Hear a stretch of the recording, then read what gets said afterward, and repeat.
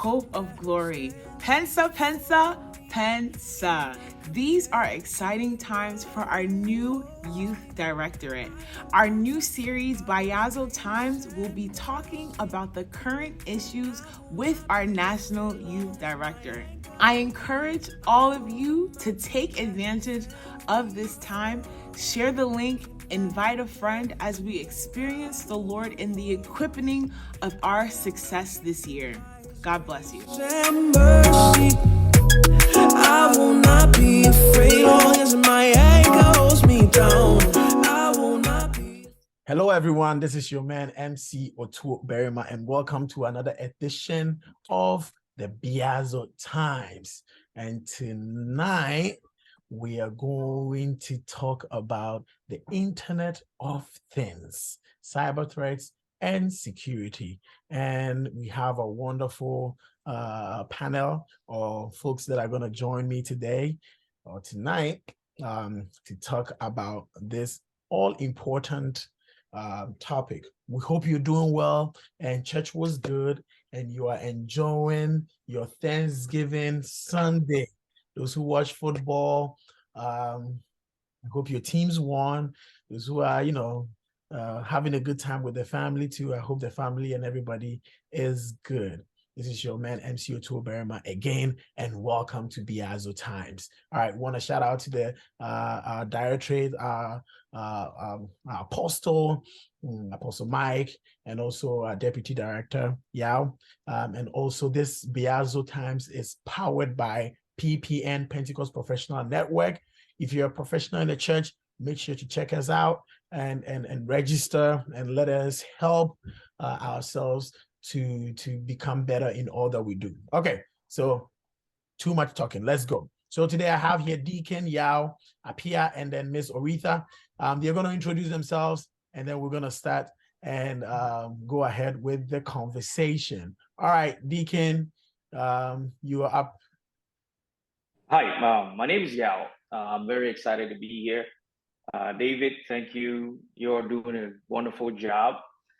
I like to say a little bit about myself. It's usually weird when I have to introduce myself, but I'll try to be as brief as possible. In respect to what we're about to discuss, I have a computer science degree a while back, and I have also an information systems degree from UMBC College Park. So you all Terps, just give you a shout out. And those two from UMBC, if you're a retriever, hello. A little bit about myself. I've been in the IT industry for a bit, maybe close to 20 years, and married to a wonderful wife, Diane. I have 3 wonderful kids, and I enjoy worshiping at PWC Maryland, even though I know folks are trying to get me out to come visit. C3, I haven't come yet, so I just wanted to add that. Thank you. Okay. We see y'all. They're finna pull you, huh? Right. It's all in the, it's all in the big umbrella of the COP USA. It's either PIWG or City Church. Yeah, it's all the same, right? I understood. It's all good. Well, you better visit them one time. Eventually, I'll be there. Well, thank you very much, Deacon Yao. Okay. All right, Miss Oretha, you are on. Let's go.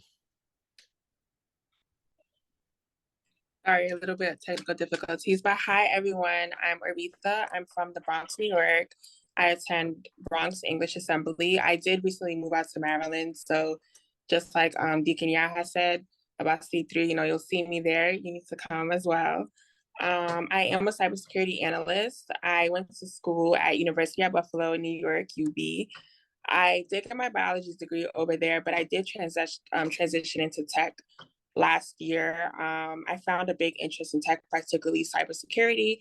And one thing I love about tech is a field that's open to so many different people. So regardless of what degree you have in particular, it is a field that you can transition into. So I made that transition and I absolutely love it. And thank you so much for having me today as well. Well, you're welcome. You're welcome. All right. And I see one PRWC, one C3, and one Central Church here. So we've balanced the equation. This is the future of the church. So that's awesome. Let's get to the conversation. Cybersecurity. So what is the internet? As we know that the internet is here to stay. Now we have our aunties flooding TikToks, doing all the wonderful challenges. We have you, we can name it. It's the Bugao from going from all these things from Facebook, from doing IG lives, emails, WhatsApp. The internet is everywhere.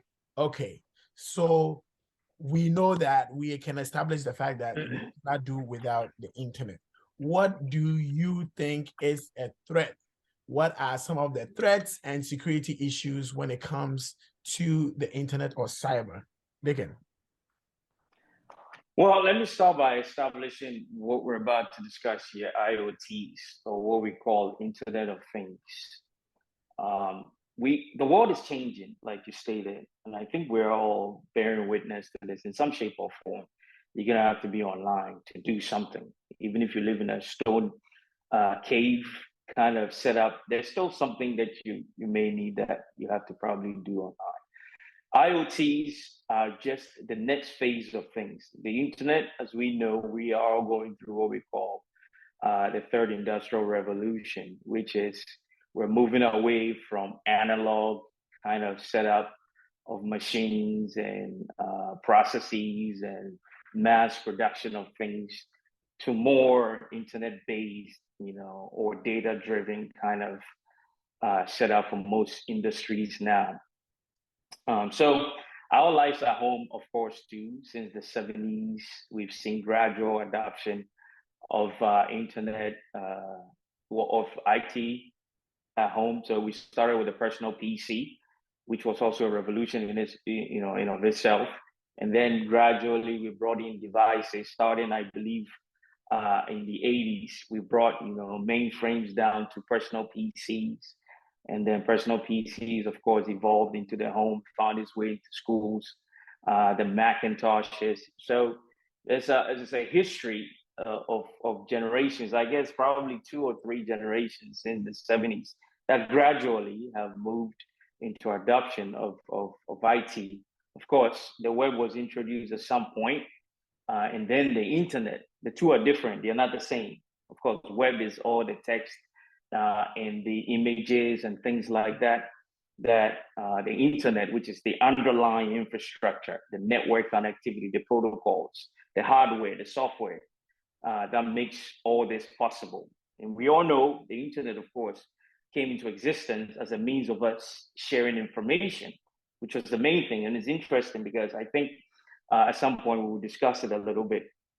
But IoTs, Internet of Things, is a fact that now IT has become so ubiquitous at home in the sense that almost everything that we have now that is considered a device potentially can be connected to the internet. So we come up with this thing called the Internet of Things, which is really everything.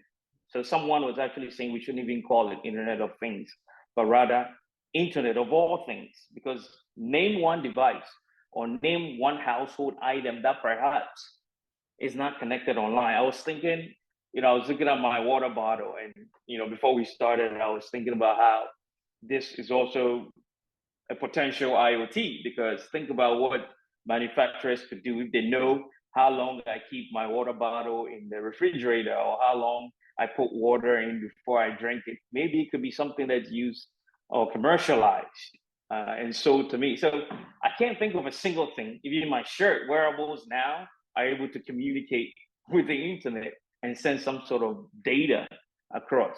So IoT is really any and every device that potentially is connected or can be connected to the internet. Nice. Oretha, you got anything to chime in or ask a question about it?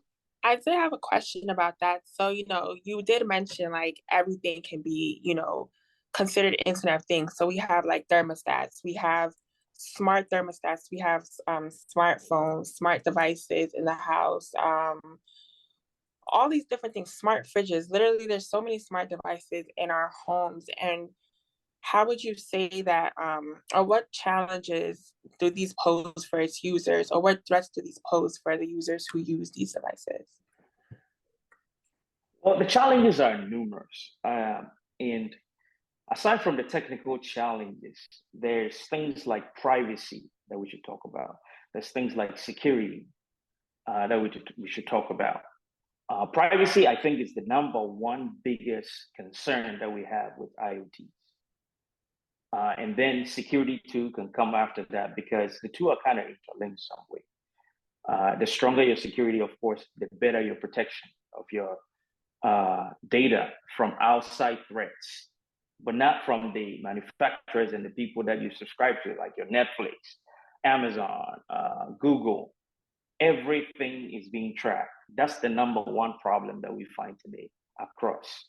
And I think during the time that Snowden released all these cables and data and personal, well, these aren't personal documents that are considered sensitive or classified, he sort of gave it up.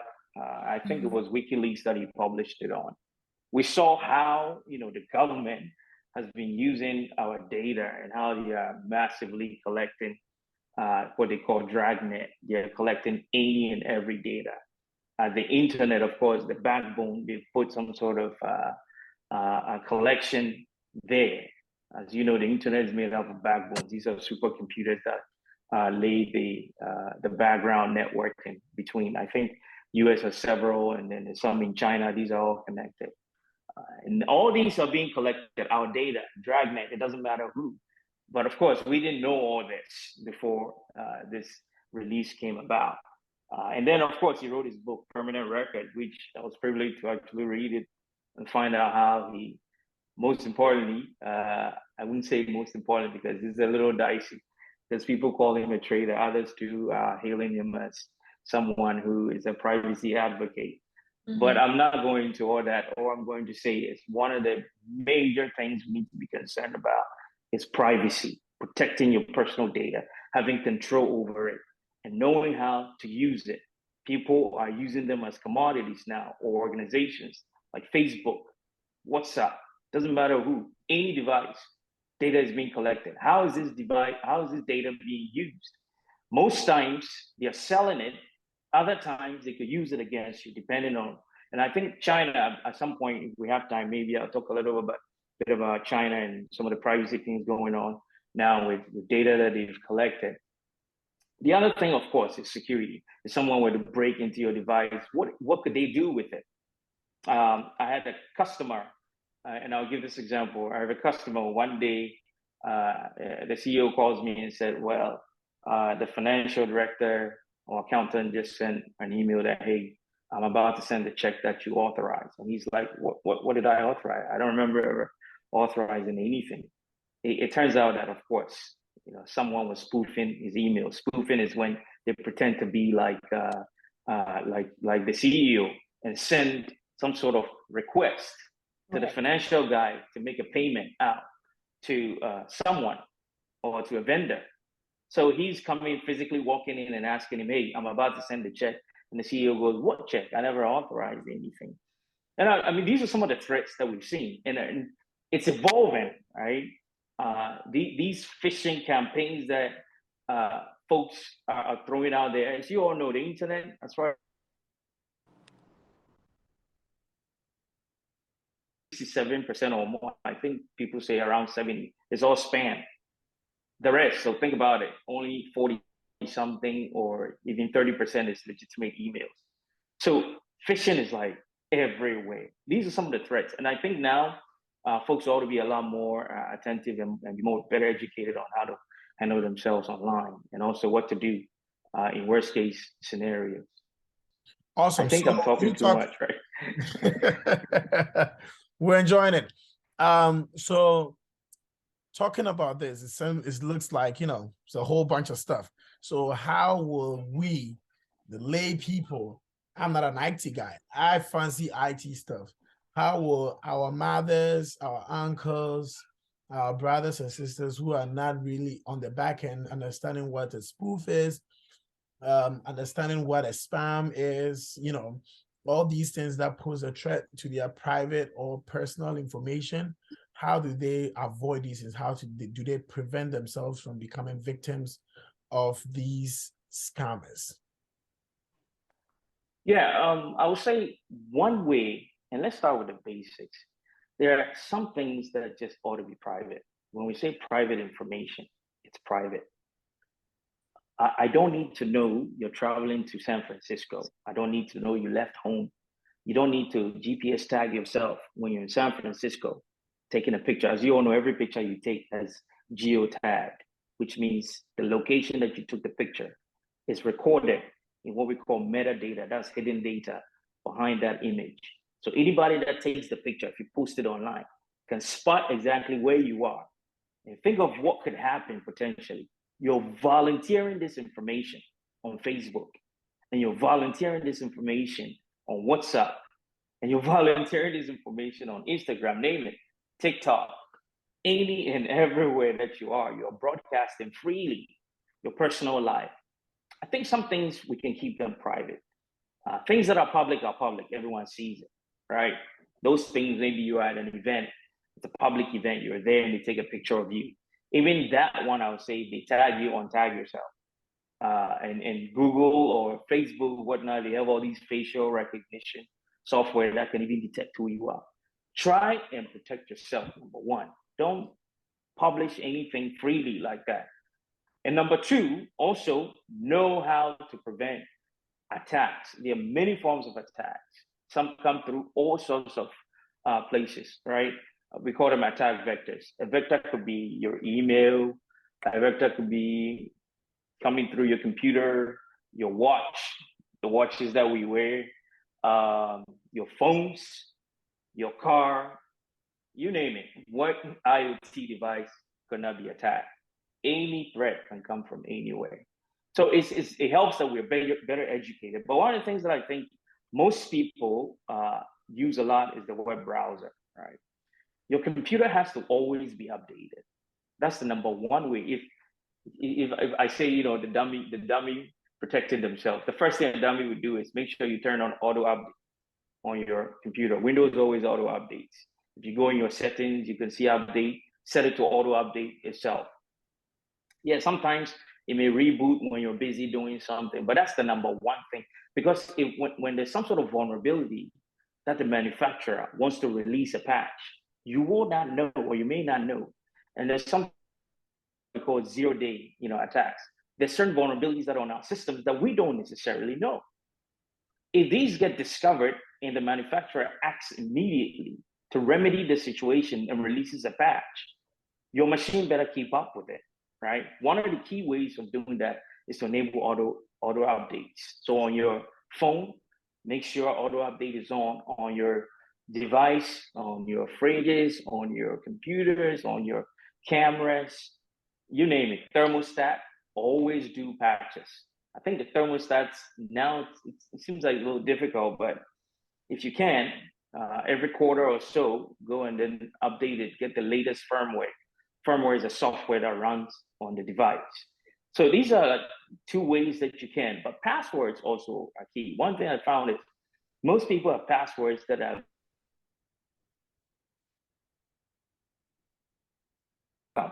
or their date of birth, which you publish on Facebook anyway. Can we go back? Can we go back on that? You said most people have passwords that are what? I think you lagged a little bit on there. Yeah, passwords that are easy to guess, right? Someone has a password called password 123, or welcome, or their date of birth, which you publish on Facebook. That people can go and look up. Or their kids' name, right? Oh, can I just chime in? Or their kids' name. Yeah, go ahead. Another big thing I've noticed as well, especially on TikTok, people would do like these challenges where it's like my middle name, the year I was born. Like these are all security questions that, when it says, oh, you got the password wrong, but what's your middle name? You put it on TikTok, you put it on Facebook, you put it everywhere. So just going back also to your initial statement with withholding certain information, you don't have to put every single thing on social media because these are your security questions. What's your favorite city to travel to? We see you going to, like you said, San Francisco every year. I think that's your favorite city. So I feel like that's something very important, like know what to post and not to post, because this is typically what naturally you're thinking, oh yeah, that's the city I'm going to put. So I can see that and I can guess that easily as well. Wow. Yeah. Wow. I didn't even think of it like that. So all the challenges that people are doing, everybody listen, all the challenges that you're doing, you're involved in, you are giving a part of yourself out there to the matrix. No, I shouldn't say matrix, to the meta. Well, it is the matrix if you think about it, because it's a manipulation machine, right? Yeah, people are going to say I called Andrew Tate here, but anyways, yeah. So you're putting all these things out there, and by the time you realize you have all your security questions, and anybody can, and these cameras have time to go through it, run through it, and then hit the jackpot, and then your life will be upside down, which is I don't know, but we have to do better. And I think we ought to also be guardians of our parents' information, help them update the thermostat. I'm not sure if your mothers know what the thermostat is. Maybe our fathers might know, but they would not know. So remind them, they're busy. Remind them, maybe a quarterly, Daddy, have you done this? Have you updated? They probably don't know what it is. Let them know. If they have any passwords that you feel like, they got to change it maybe yearly or maybe 2 years, maybe they need to change it, let them remind them and let them change it, help them out. All these things, their bank information, all those kind of things, if they have to update it, this is where we come in to help them. So this is why we're giving this information. We're not just giving the information just so you know, but you can practically use it at your homes to benefit your families. Okay, so Dickon, were you done with that so that we can move on? Yeah, I want to talk a little bit about passwords because I think that's the key, the number one thing that most people are not doing right. Let's go. If you miss, or if you don't have the right password and someone compromises it, it could lead to catastrophic, events after that. And one of the things I would say is if you're having a password, make sure it's strong enough. Like you have characters, like symbols. You have maybe 4 or 5 symbols. I know it's difficult. Uppercase, lowercase. You have numbers also in there, and it's of a particular length. Ideally, the longest, the best. So if you can have like a 25-character password, that is good. Usually make it a phrase. I love to go and play golf. And then replace it with, zeros and ones. They love to be 1, 0, or V could be an uppercase. So phrases that are easy for you to remember. Or I'm from Asamankese, Ghana. No one's got that. It's something that's unique to you, but only the combination of uppercases and lower cases and symbols that you use in there. That is one way. Now, what I realized too is there's a lot of people with a lot of passwords. For once, I have over, if I'm not to exaggerate, over 150 passwords. Last time I think I checked, which I actively use. And these are sometimes customer Wait, how many accounts do you have online? What? No, some of these are for business, but everything requires a unique password of some sort. So what you have to use is something called a password manager. We have free password managers around. What a password manager does is it helps you come up with stronger passwords for everything. That way you only remember one password to the password manager. So in a way, if you want to look up your bank information, you go to the password manager. You type in, your number one strong password, only one that you have to remember. And then you look up the bank information and then you go put it in the bank. So, and these password managers are really sophisticated now. On your phone, you can actually install the password manager so that it will fill it in for you, your username and your password, whichever site you're going or whichever resource that you're using online, like your bank, your school, it will fill it in for you. And there's only one place. When it comes time to actually update it, it will generate one for you that is also strong. And then you can use it there. Password managers are very wonderful for that. There's also a new thing that has come out. It's called multi-factor authentication. That's when you have several ways of logging into something. I don't know how to explain authenticate. How do we establish who you are? That's the basic meaning of authentication. So we require your password and your username, for instance, to your bank. Now, you can also have your phone, a special text message that is sent to your phone, also to establish that it is you. So you have two factors of authenticating into Or whichever resource that you use. a voice thing. Or voice. Without Yes. call or anything. Yes. Yeah. Yes. So think about it. There's more to it, actually. There's also 3-factor. There's 4-factor. Depending on how crazy you want to protect yourself from someone ever getting access to your account.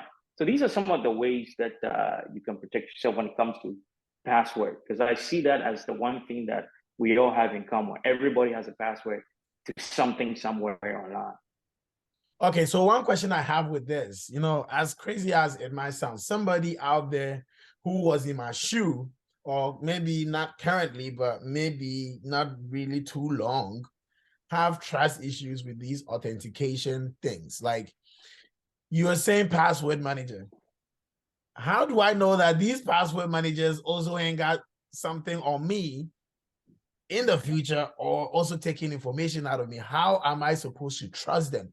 That that even the government, like you were saying, Snowden spied on American citizens, which was against the law, the FISA law, and they took it, and they go scot-free. How are these corporations taking our day-to-day information, and we are also going to trust them with our passwords? I mean, it's kind of like we need them, and they are protecting us, but they still have all our information. Where is the trust? Because sometimes you think about something, if you're talking about something, the moment you go on Google, you literally, before you type, it types what you literally was going to type. Like, I don't know, they call AI or whatever. How do we trust? Where do we find the confidence in trusting these safeguards? Well, trust cannot be 100% established when you're online. I mean, any technology can get compromised. Okay. Anything is hackable, let me put it that way. It's just a matter of how important that resource is. I want to say that anything is hackable. It's just a matter of how important that particular resource is. For instance, if you hack into my watch, you ain't gonna find much. Probably you find when I'm asleep. Well, when I'm asleep, I leave it here. I don't take it to the bedroom. Or when I'm having a private conversation, I don't take my phone with me. All right, things like that. But you can't do much with this thing. All you can do is probably you shut it down or make it misbehave. But think about it. If you have information that can give people money, things they can sell, things that they can do damage with, right? Or things that they can use to your advantage, then you got to worry. Your password, like you're saying, if you use a password manager, you need to make sure that that trust is somewhat there, right? It may not be 100%, but you want to establish. And trust too, I want to say, trust is also transitive in the sense you trust someone who can trust someone. Online, you don't have the expertise really to judge any software system and to certify it. You by yourself will not know that, hey, this particular software system is certified security-wise, because you don't have the skills to. So you have to rely on third parties, what we call trust authorities, who can establish the fact that, yes, this software that you're using is secure, or you can use it. So you can go online and read from independent sources, whichever software system you're using. I like to use Keeper Security Password Manager. So I went online, I was on NIST, went on other couple of reviewers, independent reviewers, who established that, yes, that particular password manager is strong and it meets a particular security standard. Whatever your standards are, if you know the standard specifications. I happen to know some of them. So I made sure that I got the best to use in the industry and what the federal government is willing to use. Now, as far as your data being exposed to the companies, one of the things about password managers that you should know is that data is encrypted. And that encryption, only you have the key. So let's say your password manager, you forget your password. Nobody can help you, not even the manufacturer of the software or the producer of the software. So basically you lose whatever is in there. Encryption is key, all right? And you can pretty much rest assured that once data is encrypted, nobody else can view it. WhatsApp happens to be like that some time back. So what they found out was terrorists were communicating over WhatsApp. Until finally the NSA found a way in. Basically, they have some sort of backdoor built in. And once Facebook took over, you know what's going to happen, right? So trust, like I said, is transitive. You can trust someone, And once you trust that someone, if they recommend something, you can go with. By the way, I hope you know that's how our websites work. When you go to your bank and you type HTTPS, there's something called trust authorities. Those are the ones that you're getting the encryption keys from. It's something that we call public key infrastructure. So trust, again, is transitive. Trust someone and rely on that person to make the best recommendations for you. I trust my doctor, for instance, right? Because the expertise in it. So you can use third parties who have no vesting whatsoever or no interest in that particular product. So, guys, after the live, we'll ask Deacon to give us some of these links to these things, and we'll put it in the comment, the description below, and you can follow the links.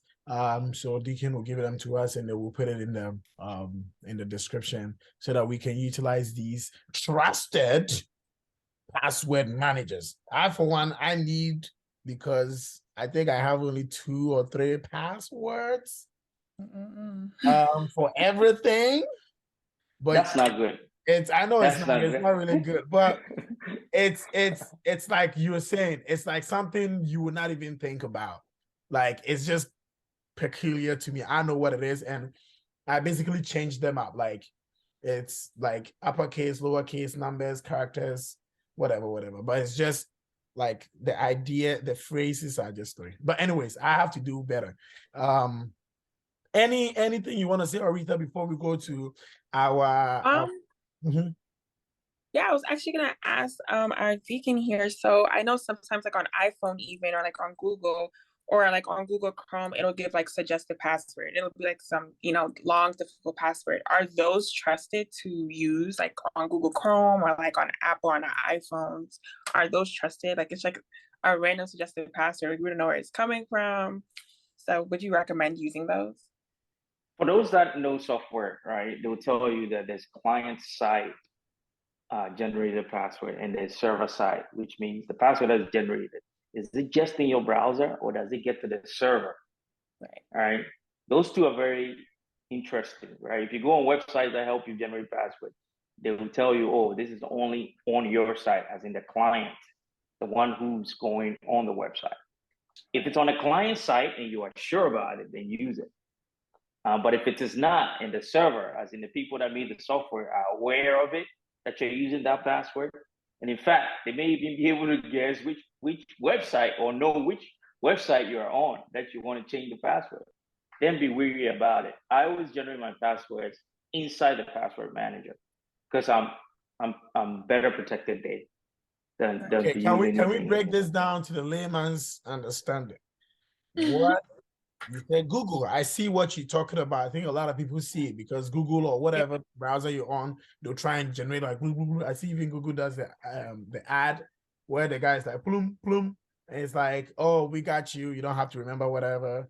So those things, what are some of the examples of, let's say, Facebook? If Facebook says it's going to generate it for you, is that what is going to the server, or is it the client? Is Google, if Google says they're going to do it for your Gmail, is it for the server or is it for the client? Can we bring it down to when they see it so that they know, okay, this is the difference? How can we bring it down to the layman's understanding? If you don't have a password generator inside your password manager, then I guess you could go with it if you trust it. But I'm on the caution side. The best way to protect yourself is not to trust any and everything, right? So there are some security best practices that you should adopt. One of it is using a password manager. And a password manager, there's free ones there. It's not like you even have to pay for mine, I'm paying for it. But there's free ones out there that could equally get the job done. There's one called KeyPass. KeyPass is open source. I used it for a while. Open source means it's free. You can use those, but I would be a little weary about things that the creator of the software or the company like Facebook is able to see. If Facebook, for instance, is generating a password for you, you should be careful. Those guys, I don't trust them at all. They lie to us over and over and over again. In fact, when we get major breaches, we don't get to know about it, or major violations of privacy rules and laws.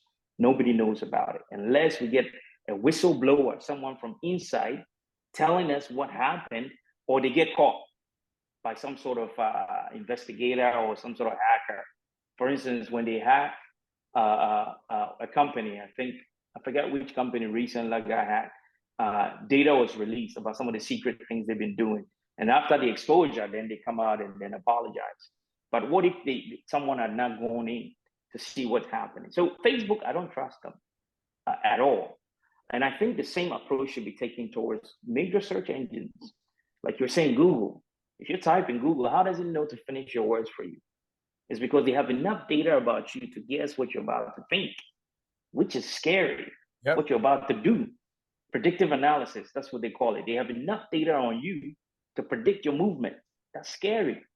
Target, for instance, let me give this funny example. Target sent this man a couple of prenatal stuff, like, inside the pamphlet and ads online, everywhere. Target was sending in, pregnancy-related things like advertisements. And he was like, well, why?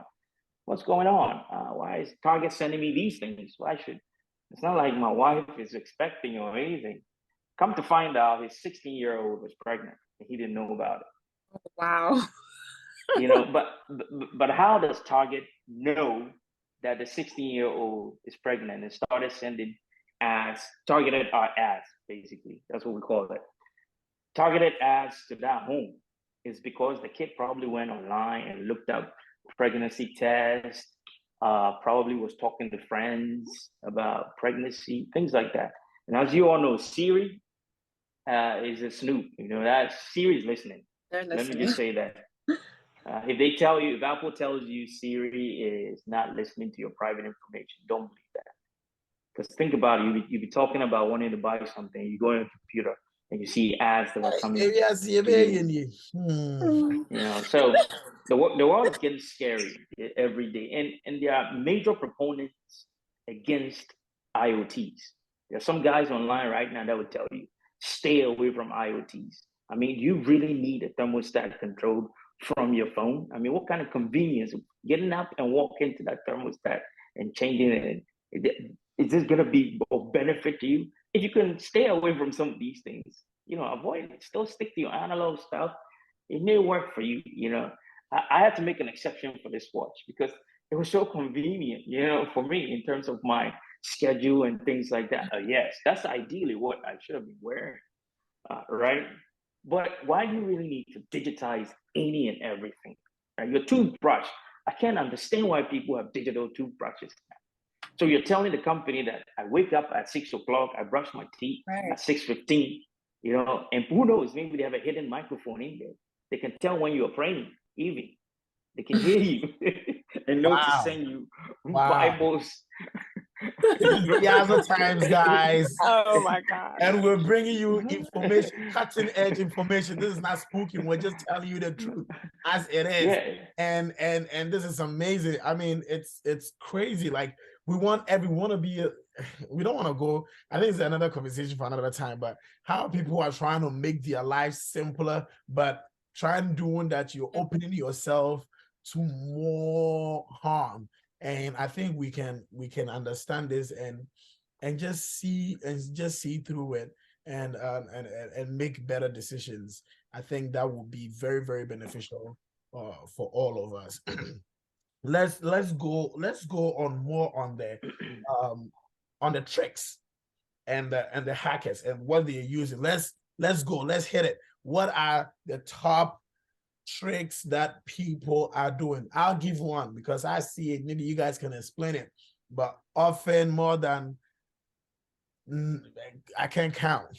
You see our aunties, they'll post it. Please, if anybody, this person sends you, says send them the money using this number, don't give in because I'm not in Ghana. They'll typically send you a picture and say, oh, hey, praise the Lord, this blah, blah, blah. I'm in Ghana and I need money for this, so please send me money. Whenever you see that, that's one of the hackers and tricks. I don't know how people fall for it, but it does work for people. Some people fall for it. And I think that's what they've been using to dupe people to get their money. What are some of the hacks? What are some of the tricks y'all have witnessed? I think let's make it a lot more relevant to ourselves at home. Most people at home are on phones, right? And then they watch TV. And the TVs too, there are certain kinds of TVs. We have smart TVs and we have non-smart TVs. But what's also scary is sometimes you buy a non-smart TV and then they have an embedded chip that is able to send like radio frequencies outside without you even knowing. We've learned of that, of course, from Snowden. Snowden, yeah. They were even looking like the cameras in there that were, yeah.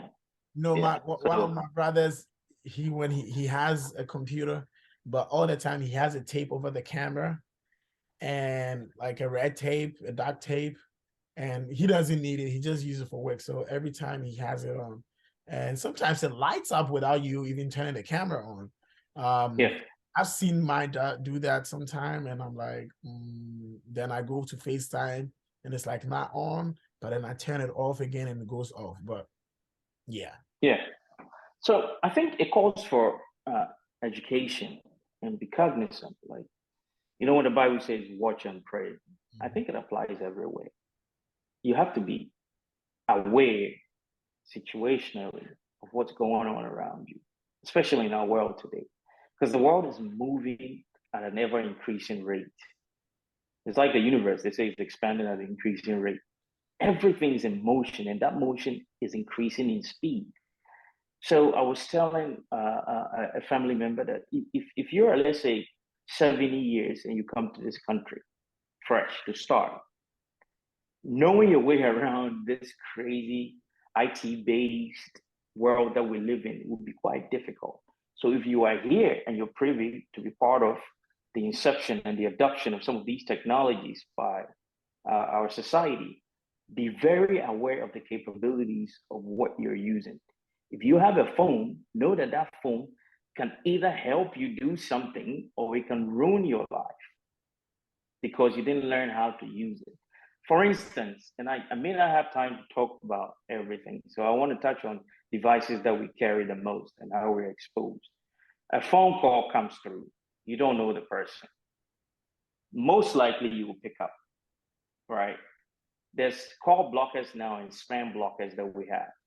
So number one, you want to block the person who you don't want. If a spam is coming, and there's services that we have now, there's even apps that now you have, Truecaller and the sorts, which can prevent people from getting to you in the first place.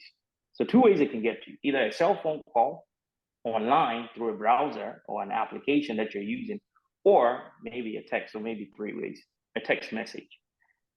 Just don't pick up spam calls or have spam guard there. Ideally, it's best to set your phone to push all unknown numbers to voicemail. You can always check voicemail. If it's important, call the person back and save their number. Next time they call you, they'll get you. These are some of the ways to start, at least filtering out. And security is not one thing. On your phone, there are layers of security. The first thing, of course, like I said, password manager, checking bank information and things like that, keeping the phone updated and patched regularly or automatically, ideally, if you can. But when you're using it, know what you're using and how to use it. WhatsApp, for instance, why do you want to publish what you're doing in your home on WhatsApp when everybody that's part of your network, sometimes you're part of big groups. Those groups, you don't know any and everybody there. Think of someone hiding there, some sort of attacker waiting to capitalize on information that you publish. And that's the one thing that I struggle with when I'm telling people, do we really need to? So on WhatsApp, sometimes I even get annoyed. If you keep posting, I just block you. I don't want to know, and I don't want to encourage it. There's some things that are public. Post it. Your private information. Oh, I just went to this place. And people do that a lot with vacations. But it's the one thing, think about it. If I need on vacation right now, you're telling me that my house is open, especially if I live alone. Think about if I'm a thief or a robber, of course. That's how someone got broken into. There was a guy that was online. All he was looking on Facebook was people that are on vacations. And then he goes to their homes and then he ransacks and gets what he wants. All right. So that's one way that you should know. So the phone that you're using, know that these are the capabilities. This is how I need to protect myself when I'm on there. When someone texts you and say, click here, of course, it's a bait. Click here if you want to win money. Click it, like something that's too good to be true, like they say. It's always the case. It's too good to be true. It's not. Or someone, recently I've been getting a lot of text messages from strange numbers. Hi. And I reply, hi. And then he says, is this John? My name is not John. Of course, what you're doing is you're fishing. They want me to reply and say, no, I'm not John, I'm Yap. I've volunteered information. You don't have to do that, right? All you have to do is, no, I'm not John, you got the wrong number. And then block the person immediately. Don't engage them, all right? These are some of the ways. So text messages and also apps that you use. Some apps are dangerous, like especially the ones that we use for games. TikTok, for instance, there's a huge thing that the Chinese have been doing with TikTok that people just don't know. They are mining you left, right, center, your data. Even apps that you're using that are in private places on your phones, they're able to see.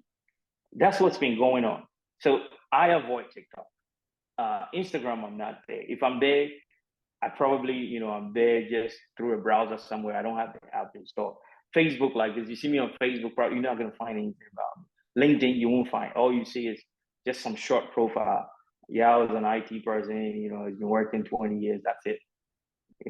And it's also private, so nobody can even see it to begin with. Facebook, the only reason why I had to allow Facebook, for instance, is because church website, the designer needed somebody to hand it over to the Facebook account. So I had to create a Facebook account. And she couldn't recognize it, they put a picture up. I was dragging my feet. But you see, you have to hide because already you're exposed, right? The enemy that we're fighting, I always tell people, he comes through your phone. He knows how to get you quick.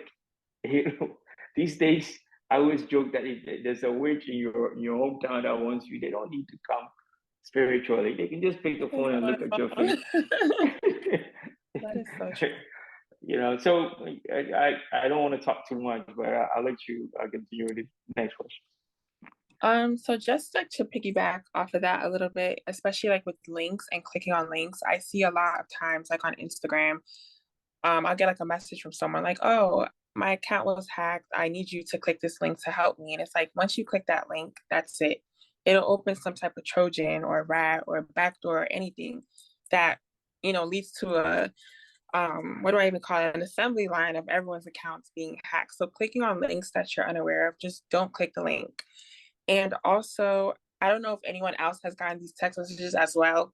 It'll be like, oh, this is your bank and your account is compromised. Why is my bank texting me this information? And why is something spelled wrong?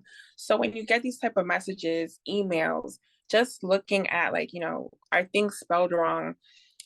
I don't know, it'll be like capital one, but capital one is spelled like capital with an O, like capital with an A. So just looking out for those little things in emails and text messages also allows you to, see like, yeah, this is not authentic. This is, something I need to completely ignore. And I feel like that's very important to pay attention to as well.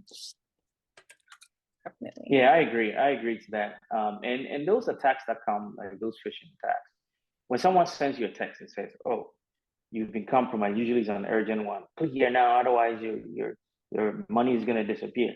Actually, funny enough, I got a friend who got scammed over $11,000, right? And so I'm there, and then he calls me. He's like, "Oh, I've been hacked." Well, he didn't say I've been hacked. He said, "Well, I think that's what he said." He said, "I've been hacked, and the FBI just called me. They want me to go get cards." And then I asked him what cards, and he said gift cards. And I said, "Whoa, gift cards!" And then one thing to the next. So I asked him, "So have you done it, or you're asking me whether it's valid or not?" He said, "Well, I sent them about $11,000. It's the FBI." And so I literally held his hand. We walked straight to a police station. And I said, because he couldn't believe me that he's being scammed.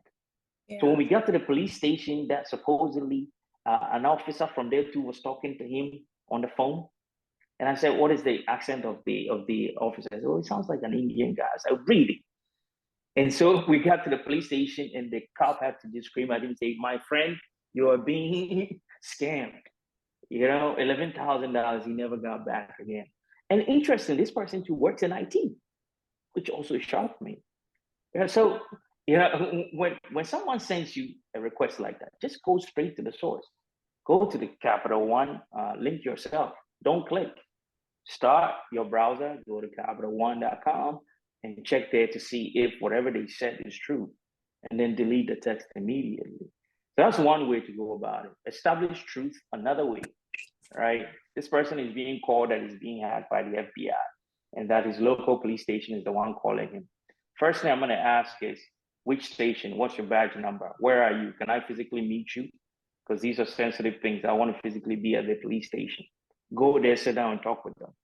All right. But if they tell you no, it has to be done on the phone, and just hang up and block the number immediately. You know, and for instance, IRS will never ever send you or call you and say, "Hey, you're in debt. You need to pay." They will send Yeah, you a mail. understaffed. Yeah, yeah. So these are some of the ways that I think we can protect ourselves. Well, guys, this is amazing. This is amazing time. Biazo Times, we have to be with the times and we have to know how to act appropriately. And in order to live a life that is glorious, we have to also be wise. We have to apply wisdom in our lives and even on the internet, especially on our social media platforms. We are trying to do so many things on social media, even spread the gospel and all that. There are a lot of things that you can do that are good on there, but there's also a lot of things that you got to be wary about and protect yourself so that you can, you know, basically enjoy life well. There are certain things that you have to exercise caution when you're posting your location, your names, all these personal stuff. Numbers that are peculiar to you. Don't use your social security numbers for your passwords, or don't use it as your whatever.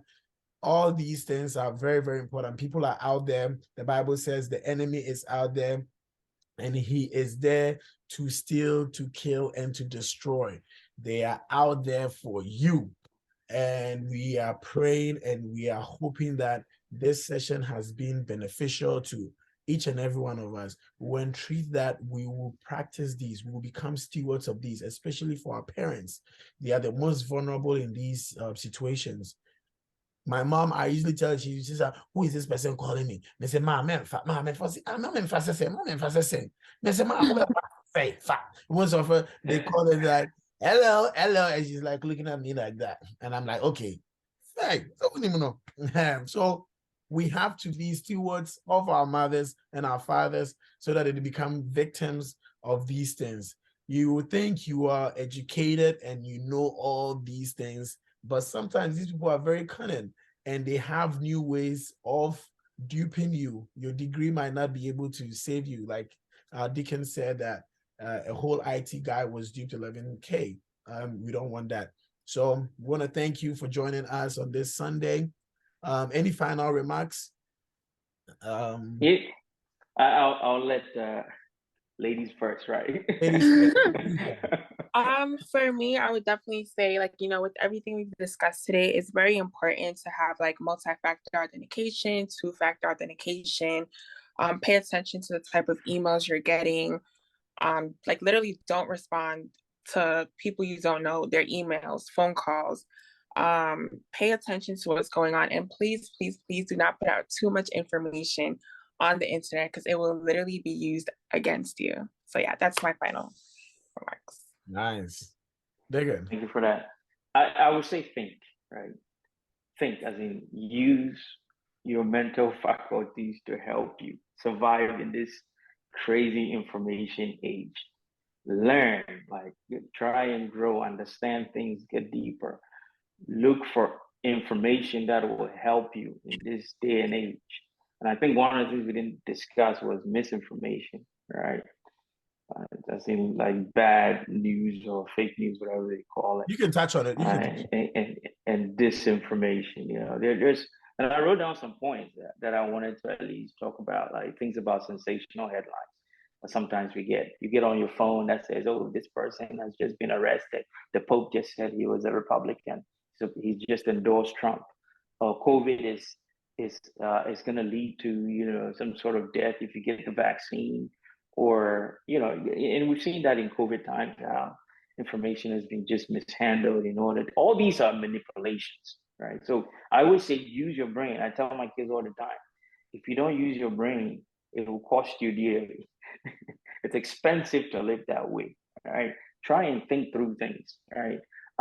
Seeing isn't believing, right? Not everything that you see is believing. The fact that you saw someone like a politician in a picture in a strange way don't mean you should spread it, right? Something that, there's something called deep copy or something. I forgot what the term is. People can come up with images that look real. Optical illusions. Yes, there's a word they use for it. I keep forgetting it. You see the person is doctored, of course. The picture looks interestingly real, and then you start spreading it. Or things, quotes about the Bible that some Christian said somewhere. And I just found out that, there's all these Christian hubs that they have on Facebook, that people go there to post, Christian messages and sermons. The ones that created it are threat actors, right? They want to present Christian information 90% of the time or 95%. And then they'll slide in some fake things like 5% of the time, just so they can adulterate our truth in some shape or form. So I would say let's be mindful of that, but think and grow, because if you don't use the brain that God gave us to grow in this space, something bad might happen. Think of ways that someone might want your money. There's a guy called Hush Puppy who was just arrested recently. He was extradited from Dubai to the US. Hush Puppy, one of his downfalls is the fact that he was publishing everything he was doing. So the evidence was not even hard to collect, and he was showing the cars that he bought potentially or allegedly, because I don't know the truth, and then where he lived and the extravagance and the helicopter, buying a lot of designer and posting all of that. One of his downfalls is the fact that he published it for people to know, right? And of course, he was also using corporate kind of phishing schemes to get a lot of money from law firms and major corporations, like I talked about with the whale fishing. Whale fishing is when they go after executives and corporate personnel who are in high positions. So think and grow. It's an interesting world. And we find ourselves here. We just need to live safely, be able to do what we're about, be able to spread the gospel. But also, let me not say too many bad things about the internet. Of course, we're all interacting on the internet right now. It's convenient, right? I'm in my home. Everyone's in their home right now, New York, Washington, wherever we all are. And we're talking. There's good things about it. But we need to know enough about what we're using in order to leverage the good and also to prevent the bad from happening. Nice. Well said. I think you touched on a bunch of stuff that we couldn't get, especially with the misinformation. Nicely done, Dickie. If you have any comments, let us know. We want to thank you guys for your time, for coming in here. We'll definitely have another part 2 of this, or another form of this conversation, maybe on IG Live. We're going to be posting some tips on our Youth and Pensa page. Make sure to follow us at Youth and Pensa USA on Instagram, Youth/Pensa USA on Facebook, Youth and Pensa USA on YouTube and Twitter as well. And catch up, stay blessed, be good, try to do good. Next year, we're going to reposition our local churches, and this is a good way for us to do that as well. So God bless you, Deacon. God bless you, Miss Oretha. And everybody enjoy your Thanksgiving. This is the Biazo Times, and we are out.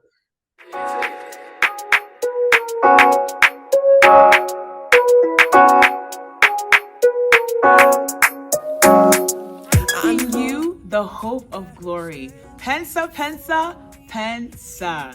These are exciting times for our new youth directorate.